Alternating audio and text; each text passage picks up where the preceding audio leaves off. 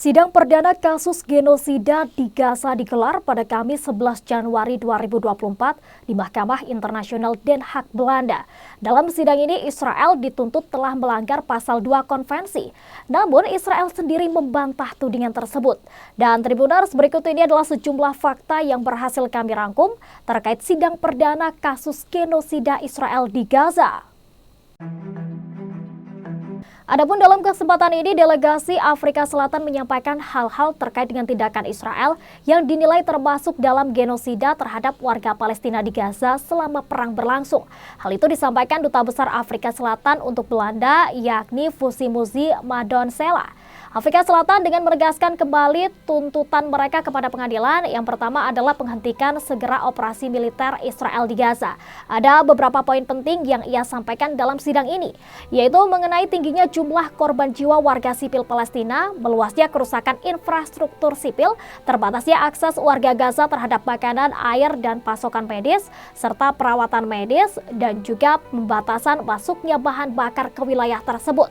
Selain itu, mereka juga menghubungkan kasus perang ini dengan tindakan menghasut yang dilakukan oleh beberapa menteri senior Israel yang dapat menyiratkan bahwa warga sipil menjadi sasaran. Perwakilan hukumnya juga mengatakan bahwa Israel memusnahkan warga Palestina di Gaza dan menggiring mereka ke wilayah yang semakin kecil untuk diserang. Sebelumnya dalam sidang hari tersebut, John Dugard, anggota tim hukum Afrika Selatan, menyebut jalur Gaza sebagai kamp konsentrasi tempat terjadinya genosida. Yang mengemukakan pendapatnya bahwa Afrika Selatan memiliki yurisdiksi untuk membawa Israel ke pengadilan atas tuduhan genosida dan mengulangi pernyataan yang dibuat pada tahun 2023 oleh Presiden Afrika Selatan, yakni Cyril Ramaphosa.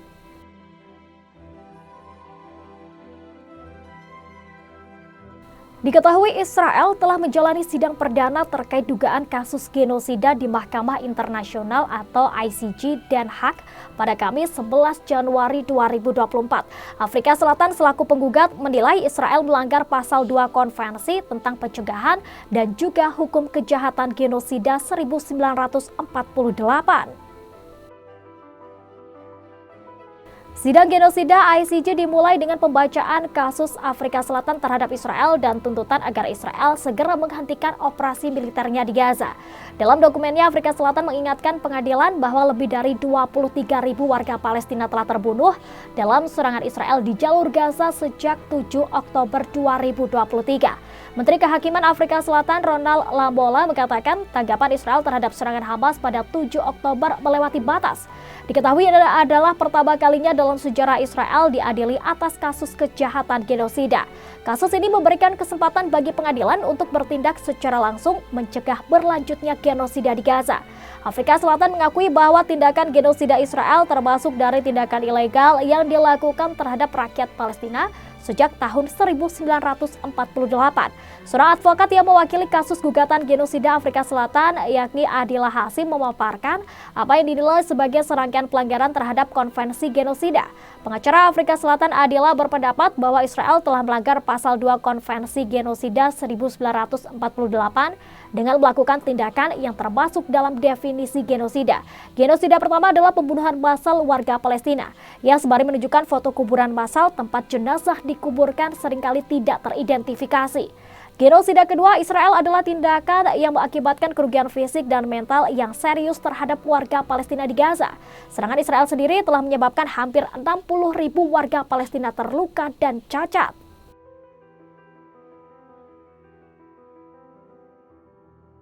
Dituduh telah melakukan genosida terhadap warga Gaza, secara tegas Israel membantah tudingan itu. Kebijakan Israel yang mengusir warga Gaza dari wilayahnya dan tidak memberikan bantuan kemanusiaan, mereka mengatakan tidaklah benar. Israel menghadiri sidang kedua kasus dugaan genosida terhadap warga Palestina di Gaza pada Jumat 12 Januari 2024 di Den Haag, Belanda. Dalam kesempatan ini, Israel memberikan pernyataannya atas tuduhan genosida terhadap warga Gaza yang dilaporkan oleh Afrika Selatan. Perwakilan Israel Dr. Galit Raguan secara tegas membantah tudingan tersebut. Ia mengatakan kebijakan Israel yang mengusir warga Gaza dari wilayahnya dan tidak memberikan bantuan kemanusiaan tidaklah benar adanya. Ia lantas memaparkan bukti-bukti yang dimiliki. Dalam bukti itu menjelaskan bahwa strategi militer yang dilakukan Hamas yang justru membuat kerugian warga sipil di Gaza. Raguan juga mengecam klaim Afrika Selatan bahwa peringatan Israel kepada warga sipil untuk mengevakuasi daerah pertempuran merupakan upaya untuk menghancurkan rakyat Palestina. Yang menyebut berbagai upaya Israel untuk memfasilitasi bantuan kemanusiaan juga telah dilakukan. Mulai dari memberikan bantuan berupa ambulans, inkubator rumah sakit, pasokan makanan, air, dan obat-obatan, pendirian 4 buah rumah sakit lapangan, dan 2 rumah sakit terapung di Laut Mediterania. Dari pernyataannya, ia sangat percaya diri klaim Israel melakukan genosida adalah hal yang salah. Di sisi lain, juru bicara Kementerian Luar Negeri Lior Hayat Katz mengatakan bahwa klaim Afrika Selatan tidak berdasar dan juga melanggar konvensi genosida. Sebab Afrika Selatan dinilai telah mendukung kejahatan yang dilakukan oleh Hamas untuk menghapuskan Israel. Sebagaimana diketahui, jumlah korban jiwa akibat agresi Israel di Gaza meningkat hingga 23.000 lebih. Maka dari itu, Afrika Selatan mengajukan gugatan ke Mahkamah Internasional yang menuding Israel telah melakukan genosida dan menyerukan untuk segera menghentikan perang.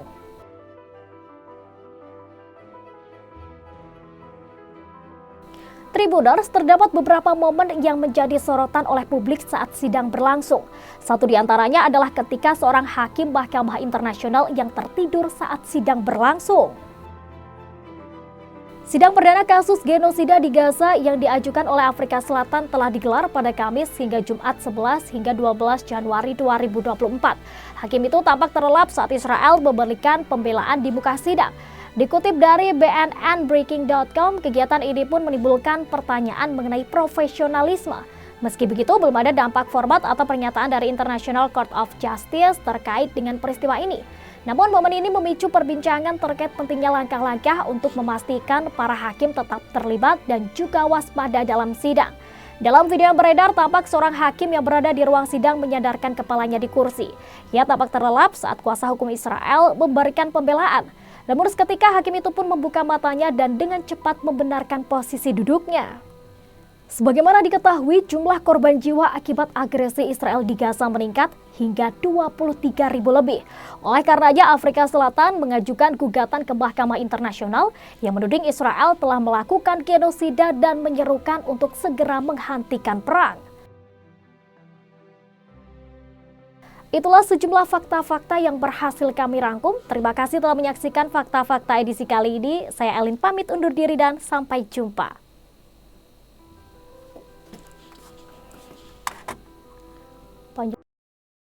Jangan lupa follow, like, dan subscribe sosial media Tribun Jateng. Download Tribun X sekarang. Menghadirkan lokal menjadi Indonesia.